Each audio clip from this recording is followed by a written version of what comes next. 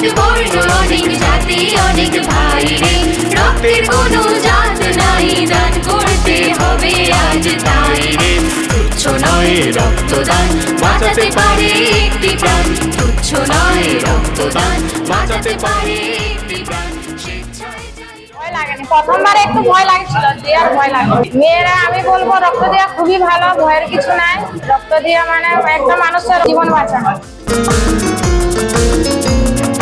18 বছর বয়স হলে রক্ত দিতে পারো, মূল্যবান একটি জীবন বাঁচাতে তুমিও পারো। আমাদের খেলাধুলার থেকে, রাস্তাঘাট বাগানের থেকে মানুষের কোনো মানে কিছু বা দরকার লাগলে সেটাও আমরা পূরণ করে দিই। এমনকি আমরা সব কাছেতেই এগিয়েছিলাম, খেলাধুলা, রাস্তাঘাট বাগানের থেকে।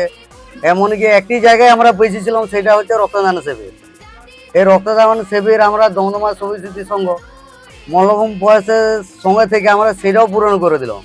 রক্তের অভাব আমরা মেটাই রে, স্বেচ্ছায় তাই রক্ত দিয়ে, রক্তের অভাব আমরা মেটাই রে।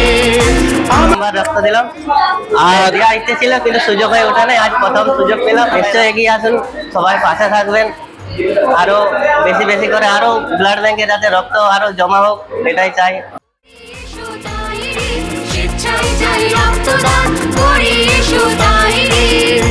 এমনকি আমাদের গ্রামের রক্তদান শিবির বলতে কিছু মানে জানতোই না সেটা, যে রক্তদান শিবির কি। সেটা মানুষের একটা ভয় ছিল যে আমরা রক্তদান শিবির যে রক্ত দেবো, আমাদের কোনো কিছু হয়ে যাবে বা দুর্ঘটনা ঘটে যাবে, আমরা কাজ করতে পারবো না। সেটাও ভয়টাই গ্রামবাসীর কেটে গেল যে আমরা রক্ত দিচ্ছি আর আমাদের কোনো ব্যাপার নাই। বাই চান্স কোনো মানুষের যে দুর্ঘটনা ঘটে, বাই চান্স যদি রক্ত লাগে, আমরা কাজ ছেড়ে হলো ইমিডিয়েটলি আমরা হসপিটালে বা যেখানে আমরা বলবো সেখানে আমরা রক্ত দিতে যাবো। এমনকি আজ আমাদের গ্রামের আর একটা পিছিয়ে ছিলাম, যে আমরা একটা আমাদের লক্ষ্য ছিল। সে লক্ষ্যটা হচ্ছে যে আমাদের 50টি আমরা টার্গেট করেছি, যে এই টার্গেটটা আমরা পূরণ করবো কোনোভাবেই।